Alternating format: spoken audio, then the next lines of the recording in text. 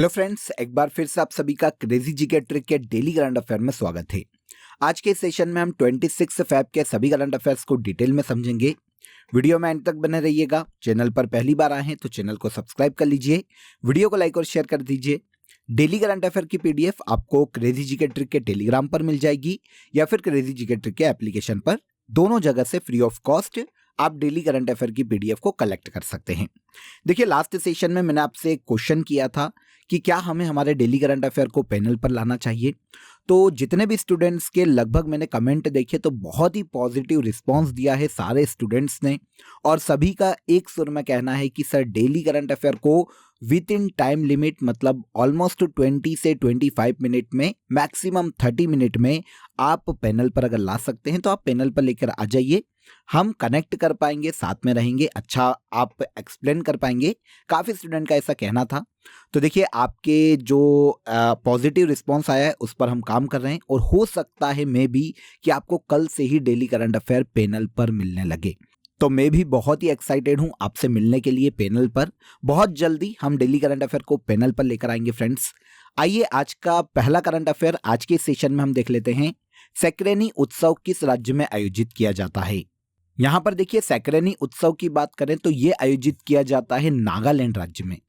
नागालैंड में एक जनजाति निवास करती है जिसका नाम है अंगामी जनजाति। इसे याद रखिएगा। कभी एग्जाम में क्वेश्चन ऐसा भी आपसे पूछा जा सकता है कि अंगामी जनजाति किस राज्य की जनजाति है, तो इजीली आप बता दोगे। इनकी ज्यादातर पॉपुलेशन हमें नागालैंड में देखने को मिलती है।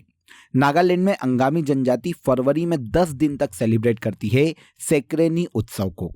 नागालैंड में इसे छोटे हार्नबिल जनजाति उत्सव के रूप में भी जाना जाता है और इसे सेलिब्रेट किया जाता है। अब फरवरी मंथ में 10 दिन तक आयोजित किया जाता है, तो फरवरी में हाल ही में इसकी शुरुआत की गई है 24 फेब में। 24 फरवरी को नागालैंड में छोटे हार्नबिल जनजाति उत्सव के रूप में सैक्रेनी उत्सव की शुरुआत की गई। क्लियर। वैसे ये जो जनजाति है अंगामी जनजाति, ये सैक्रेनी उत्सव को एक शुद्धिकरण के त्योहार के रूप में देखती है। मतलब हमसे जो भी पाप हुए हैं, जो भी हमसे गलत काम हुए हैं, उसका एक प्रायश्चित किया जाना ताकि हमारी शुद्धि हो जाए। तो इस तरह से अंगामी जनजाति सैक्रेनी उत्सव को सेलिब्रेट करती है।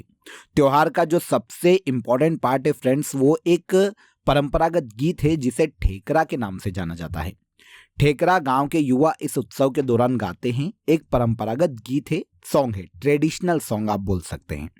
क्वेश्चन हमारा सैक्रेनी उत्सव पर था, हमें स्पेशली इसे याद रखना चाहिए।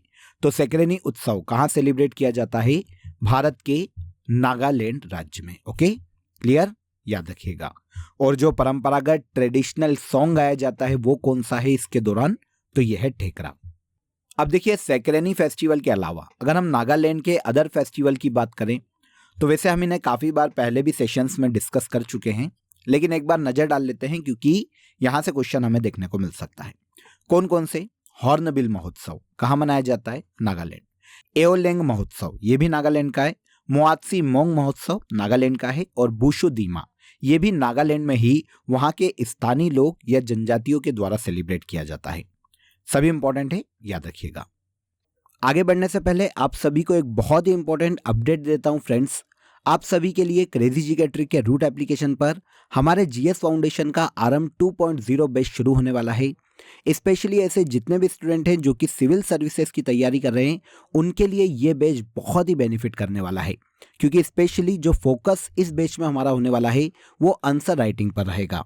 आप सभी जानते हैं सेंट्रल में यूपीएससी या स्टेट में जो पीसीएस की एग्जाम है, वहाँ पर आंसर राइटिंग बहुत ही इंपॉर्टेंट हो जाती है। तो पूरे बैच को आंसर राइटिंग के पॉइंट ऑफ व्यू से ही डिज़ाइन किया गया है।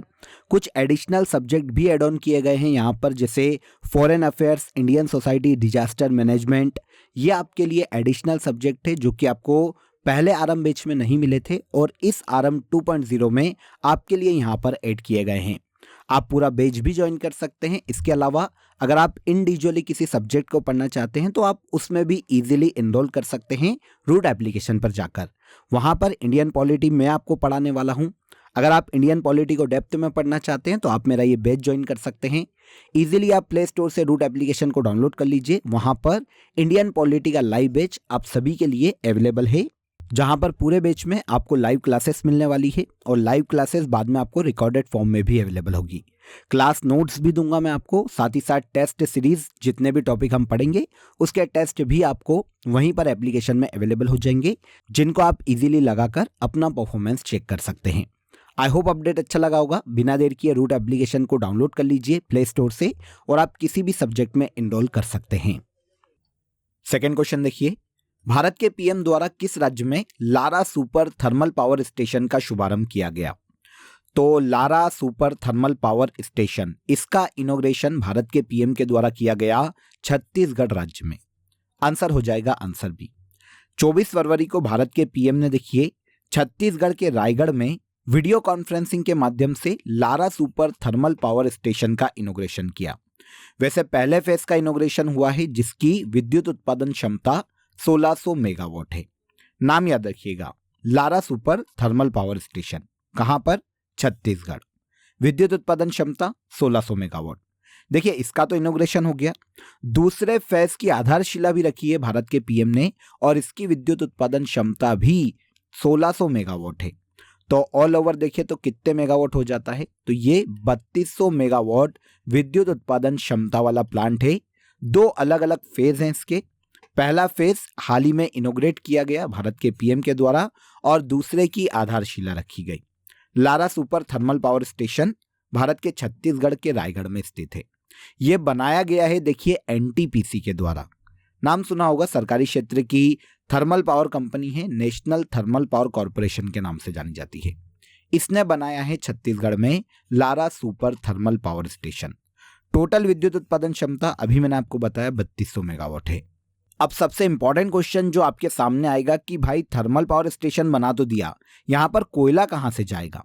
तो इस थर्मल पावर स्टेशन में कोयले की जो आपूर्ति है वो रायगढ़ छत्तीसगढ़ का ही एक कोयला ब्लॉक है, तलाईपल्ली कोयला ब्लॉक। यहां से कोयले की आपूर्ति की जाएगी Lara super thermal power station को। 1600 मेगावाट विद्युत उत्पादन क्षमता वाला यह पावर स्टेशन है जिसका इनॉग्रेशन छत्तीसगढ़ के रायगढ़ में भारत के पीएम के द्वारा किया गया। ओके, इसके बाद आइए, निम्नलिखित में से किसे महाराष्ट्र भूषण 2023 पुरस्कार से सम्मानित किया जाएगा? पहले यहां पर बात कर लेते हैं हम महाराष्ट्र भूषण पुरस्कार की। देखिए ये महाराष्ट्र गवर्नमेंट के द्वारा दिया जाने वाला महाराष्ट्र का सर्वोच्च नागरिक सम्मान है। इसकी शुरुआत की गई थी 1995 में। महाराष्ट्र में ऐसा कोई भी व्यक्ति जो कि लिटरेचर, आर्ट, स्पोर्ट्स या साइंस से जुड़ा हुआ है या फिर इस क्षेत्र में किसी ने भी योगदान दिया है महाराष्ट्र के व्यक्ति ने, तो ऐसे व्यक्ति को महाराष्ट्र भूषण पुरस्कार दिया जा सकता है। 2023 के लिए हाल ही में महाराष्ट्र भूषण पुरस्कार की घोषणा की गई है, ये अनाउंस किया गया, जो कि देखिए अशोक सराफ को दिया गया। कौन है ये? तो ये मराठी और हिंदी सिनेमा के अभिनेता हैं, काफ़ी फेमस है। आप यहाँ पर इनकी इमेज देखेंगे तो आपको समझ में आ जाएगा, काफ़ी मूवीज़ में आपने अशोक सराफ को देखा होगा। तो महाराष्ट्र भूषण 2023 पुरस्कार से हाल ही में मराठी और हिंदी सिनेमा के अभिनेता अशोक सराफ को सम्मानित किया गया। अब ये तो देखिए महाराष्ट्र गवर्नमेंट का सर्वोच्च सम्मान हो गया। इसके अलावा अदर स्टेट के सर्वोच्च नागरिक सम्मान की बात करें तो असम वैभव, असम सरकार के द्वारा दिया जाने वाला सर्वोच्च नागरिक सम्मान है। यह हाल ही में न्यायाधीश रंजन गोगोई को दिया गया, जो कि सुप्रीम कोर्ट के पूर्व मुख्य न्यायाधीश है। और यूपी गौरव सम्मान की बात करें तो यह नवीन तिवारी और डॉक्टर रितु करिधाल श्रीवास्तव को संयुक्त रूप से दिया गया था। क्वेश्चन हमारा महाराष्ट्र भूषण पुरस्कार 2023 से है, तो यह अभिनेता अशोक सराफ को दिया गया। First national public health India conference का इनॉग्रेशन किसने किया? देखिए फ्रेंड्स, यहां पर पहली चीज तो आपको यह पता होना चाहिए, क्वेश्चन इंपॉर्टेंट है, पहले तो नोट कर लीजिएगा। आपको पहले यह पता होना चाहिए कि first national public health India conference का आयोजन कहां किया गया। तो आयोजन किया गया है भारत की राजधानी नई दिल्ली में। हाल ही में इसका इनॉग्रेशन केंद्रीय स्वास्थ्य एवं परिवार कल्याण राज्य मंत्री SP सिंह बघेल के द्वारा किया गया। आंसर भी करेक्ट हो जाता है। उद्देश्य की बात करें तो सभी लोगों को स्वास्थ्य या हेल्थ के प्रति जागरूक करना और राष्ट्र स्वास्थ्य नीतियां जितनी भी देश में चल रही है उनके प्रति लोगों को अवेयर करना first national public health India conference को आयोजित किए जाने का मुख्य उद्देश्य है।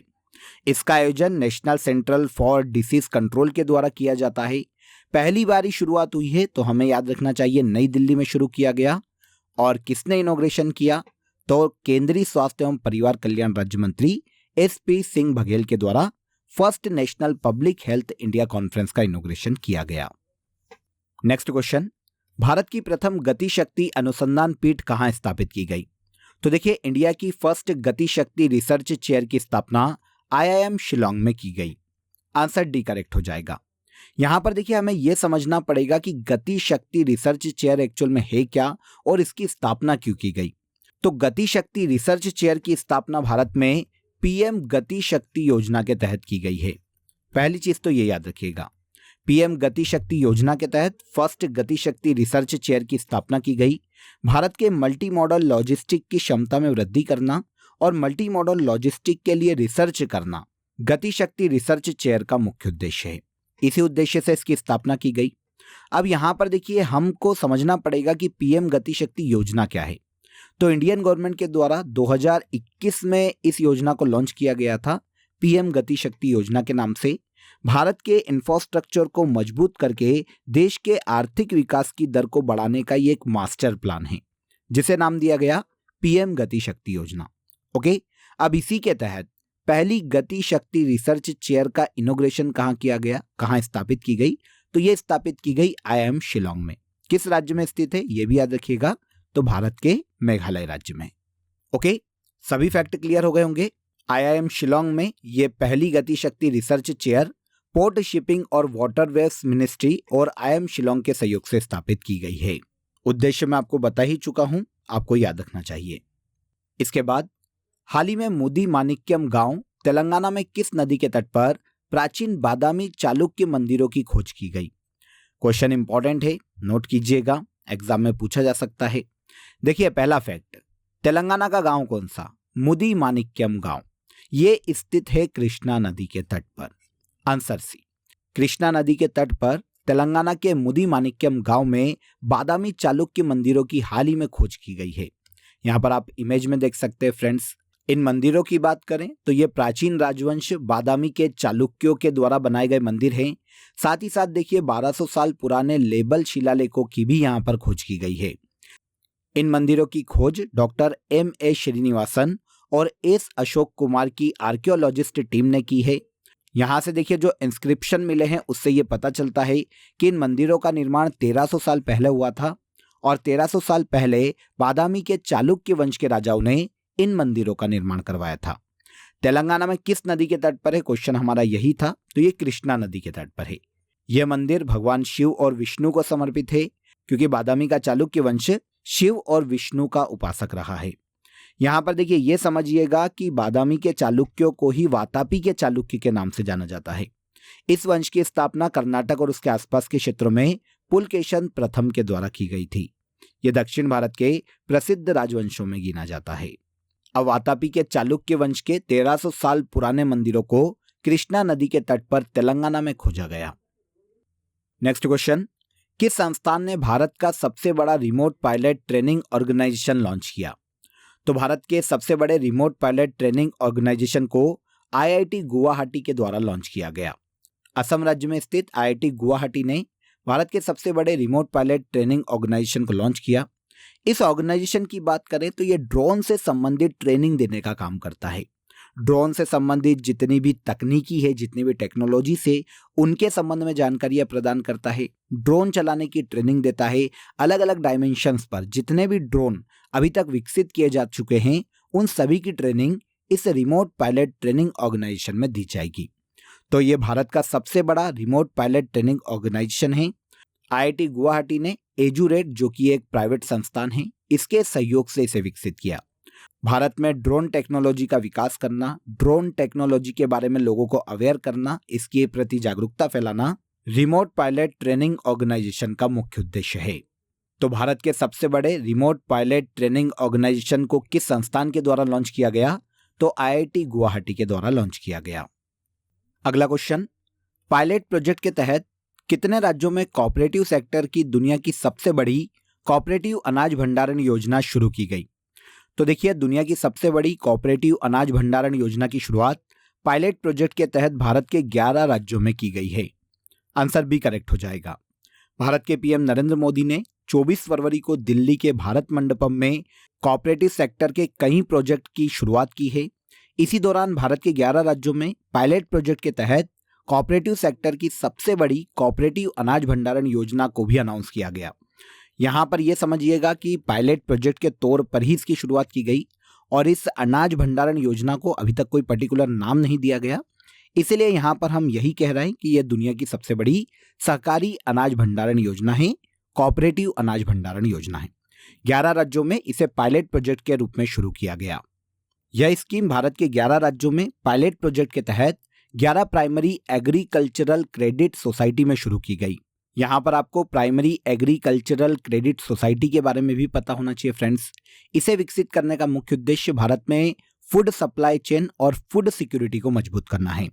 तो दुनिया की सबसे बड़ी कोऑपरेटिव अनाज भंडारण योजना को पायलट प्रोजेक्ट के तहत भारत के 11 राज्यों में लॉन्च किया गया। हाल ही में किस देश के फुटबॉलर एंड्रियास ब्रेहम का निधन हो गया? देखिए, पहला फैक्ट तो आप यहाँ पर यह नोट कर लीजिए कि एंड्रियास ब्रेहम किस खेल से संबंधित थे। तो ये फुटबॉलर थे, जर्मनी के फुटबॉलर थे, काफी फेमस थे। हाल ही में 63 वर्ष की आयु में इनका निधन हो गया। अब फेमस इसलिए थे फ्रेंड्स क्योंकि 1990 में जो इटली में फीफा वर्ल्ड कप आयोजित किया गया था फ्रेंड्स, उसके फाइनल में जर्मनी के एंड्रियास ब्रेहम की गोल की मदद से ही जर्मनी ने अर्जेंटीना को हराकर 1990 के फीफा वर्ल्ड कप को अपने नाम किया था। तो काफ़ी इंटरेस्टिंग स्टोरी है, काफ़ी इंटरेस्टिंग इन्होंने गोल किया था। तो एंड्रियास ब्रेहम है, ये फुटबॉलर थे जर्मनी के। हाल ही में 63 वर्ष की आयु में इनका निधन हो गया। ओके, इसके बाद last question, global textile expo Bharat Tex 2024 का आयोजन कहाँ किया जाएगा? तो global textile expo Bharat Tex 2024 का आयोजन 26 फरवरी को भारत की राजधानी नई दिल्ली में किया जाएगा। नई दिल्ली में भारत के PM Narendra Modi global textile expo Bharat Tex 2024 का इनॉग्रेशन 26 फरवरी को करने वाले हैं। इस एक्सपो का आयोजन भारत की टेक्सटाइल मिनिस्ट्री कर रही है फ्रेंड्स, जहां पर 100 से अधिक देश पार्टिसिपेट करने वाले हैं। उद्देश्य की बात करें तो भारत की टेक्सटाइल इंडस्ट्री को प्रमोट करना और मेक इन इंडिया के लिए इंटरनेशनल मार्केट उपलब्ध कराना इस एक्सपो को आयोजित किए जाने का मुख्य उद्देश्य है। Global textile expo Bharat Tex 2024 का आयोजन कहाँ किया जाएगा? क्वेश्चन हमारा ये था। तो इसका आयोजन किया जाएगा नई दिल्ली में 26 फरवरी को। क्लियर? तो यहाँ पर देखिए 26 फरवरी के सभी करंट अफेयर्स को हमने यहाँ पर डिटेल में समझ लिया। अब आ जाइए फैक्ट शीट को आगे बढ़ाते हैं। सितंबर मंथ में हैं हम वन लाइनर करंट अफेयर के साथ। पहला देखिए, 25 सितंबर 2023 को रक्षा मंत्री राजनाथ सिंह ने भारत ड्रोन शक्ति 2023 प्रदर्शनी का इनॉग्रेशन गाजियाबाद में किया। कर्मा पूजा त्योहार झारखंड में सेलिब्रेट किया जाता है। नोएडा में आयोजित भारत का पहला इंडियन ग्रैंड प्रिक्स मार्को बेजेंची ने अपने नाम किया। 27 सितंबर 2023 को टूरिज्म एंड ग्रीन इन्वेस्टमेंट विश्व पर्यटन दिवस की थीम थी।